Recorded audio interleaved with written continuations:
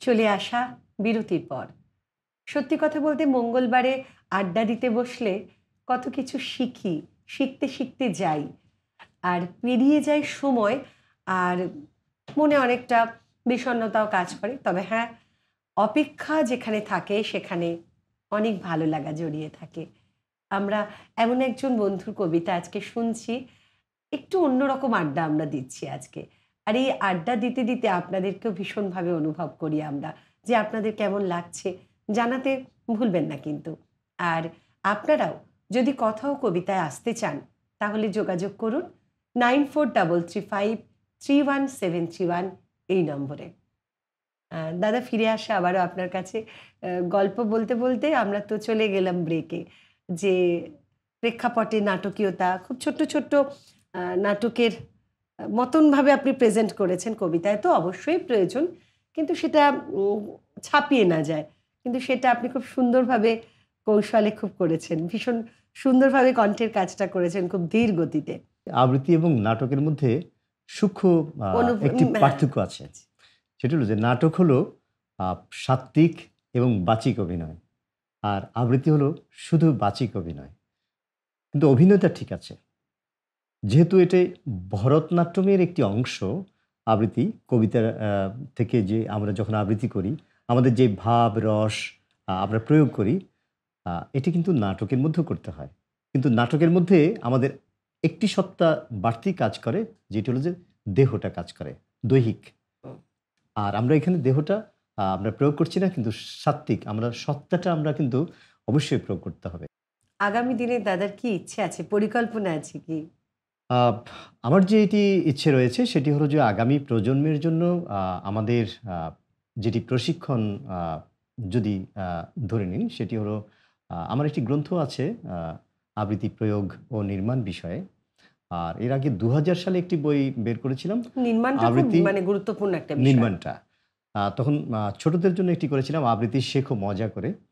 সেটি মজা করে তাদের ছন্দ, বিভিন্ন সেইভাবেই লিখেছিলেন। তাল নিয়ে লিখেছিলাম।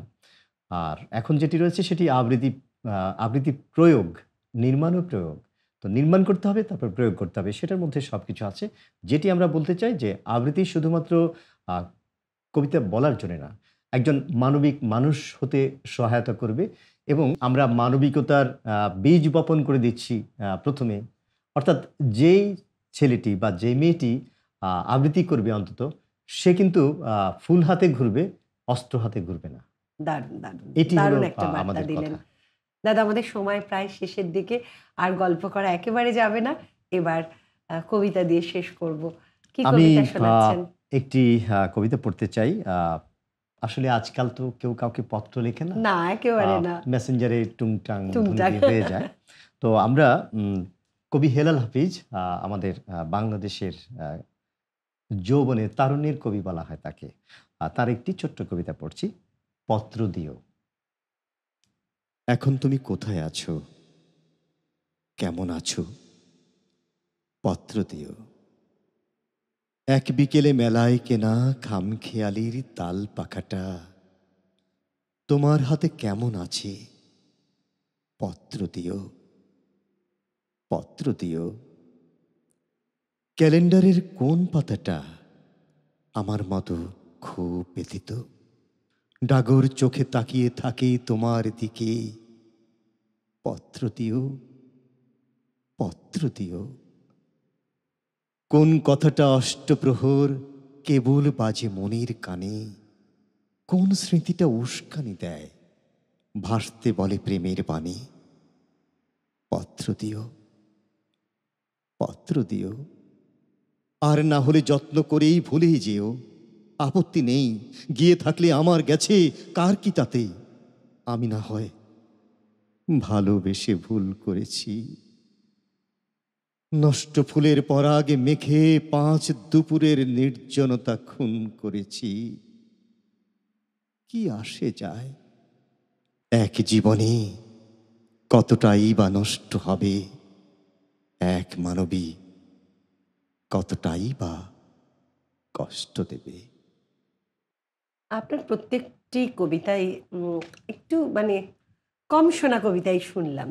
এটা আমাদের খুব কাজে লাগলো এবং মনটাও অনেকটা কোথাও গিয়ে প্রেম, কোথাও গিয়ে ছুঁয়ে থাকা, কোথাও গিয়ে শান্ত হয়ে থাকা, কোথাও আবার একটু জাগ্রত করা, সবটাই পেলাম। এবার একটা নিজের লেখা শুনবো দাদা আপনার, তারপর আজকের আড্ডাটা শেষ করব আমরা। আগামী দিনের অনেক অনেক শুভকামনা রইল, আমরা যেন আবার আপনাকে পাই আর এইরকম অনেক কিছু শুনবো। একদম। আজকে যেগুলো শুনতে পেলাম না, কবিতা চর্চা নিয়ে আবৃত্তি, নির্মাণ, প্রয়োগ, হ্যাঁ, সেগুলো ভেঙে এটি চুরে শুনবো। সময় লাগবে অনেক। হ্যাঁ, আপনারা জানেন যে বাংলাদেশের আমরা যারা লেখালেখি করি বেশিরভাগই একটু বিপ্লবী কবিতা বেশি লেখা হয়। আমাদের মঞ্চেও কিন্তু আমরা বিপ্লবী কবিতা বেশি বলি। আ এই কারণ হলো কারণ বাংলাদেশটাই আসলে বিপ্লবের মধ্যে গঠন করা একটি দেশ। যার জন্য আমাদের চেতনায়, রক্তে, মগজে সবসময় একটু বিপ্লব কাজ করে। তো আমার একটি কবিতার বই আছে 'অনার্যনামা'। এটি একেবারে আ অনেক ১,০০০ বছরের পূর্ব থেকে ইতিহাস রয়েছে কবিতাটির মধ্যে। তো সেটির অংশবিশেষ আমি একটু পাঠ করে শোনাবো দর্শকদের উদ্দেশ্যে। এটির সময় হয়েছে শোনানোর। চূর্ণ বিচূর্ণ করে ভেঙেছ আমাদের কৌম, গর্তে লুকিয়ে বিষ দাঁত লৌকিক পুরনো। তবুও এমন জন্মের কোলে আত্মা হতে দেয়া আমাদের কৌলিন্য প্রথা, সহস্র বর্ষের বাঙাল মানুষ। মানবীয় ভ্রূণের ন্যায্য অধিকার ভুলে গেছো তোমরা, যার নাম মানুষ, যার ব্যাপ্তি পৃথিবী কিংবা বিশ্ব ব্রহ্মাণ্ড সমান। এসো সেই হাতে হাত, সেই কাঁধে কাঁধ, সেই বুকে বুক দিয়ে খুঁজে নেই আবার মনুষ্যত্বের আবাস। প্রাণান্ধ মানুষের চিৎকারে ভাসছে বহিমিয়ান শব্দপুঞ্জ আজ। মানবতা যাচ্ছে ভেসে উদ্বাস্তু নদীর স্রোতে, ঘাম ও রক্তের শ্রম চলে যাচ্ছে পিশাচের পক্ষে। আমাদের দিনলিপি থেকে নিয়ে যায় তারা শ্রমলব্ধ আরাম, আমাদের অনিদ্রার কারুকাজ থেকে নিয়ে যায় তারা আত্মার ঘ্রাণ। অবিরাম নিয়ে যায় সেই সব ভণ্ড শোষক আমাদের জীবনের দামে কেনা ভাত আর লবণের গান।